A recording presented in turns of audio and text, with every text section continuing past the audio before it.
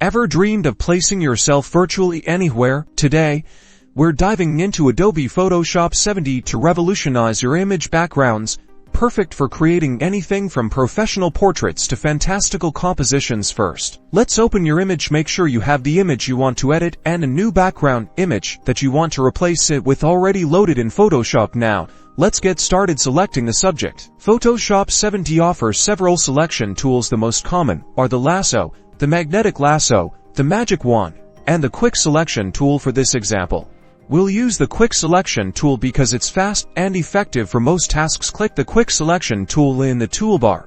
Carefully brush over the subject you want to keep. The tool automatically detects the edges. If you overselect, hold Alt or Option and subtract. If you need to add more selection, just continue brushing, making sure to have the Add to Selection option selected at the top of the screen. Once you have properly selected your subject, go to the bottom of the screen and select the Add Layer Mask button. This isolates the subject from the background. Next, let's implement our new background. Open the new background image you would like to use. Then drag and drop it to the new layer to replace the green screen. Ensure this layer is behind the layer that contains your subject. You may need to resize the background and reposition your subject to look perfect. To blend the subject seamlessly with the new background, let's refine the mask. Double-click the mask now. Use the feathering setting to soften the edges and the contrast setting to sharpen the edges slightly. If needed, it also helps to adjust the position with the Shift Edge option.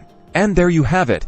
With a few clicks in Adobe Photoshop 70, you've transformed your image. Practice these steps, and you'll be swapping backgrounds like a pro. With the right tools and techniques, you can create stunning visuals with ease.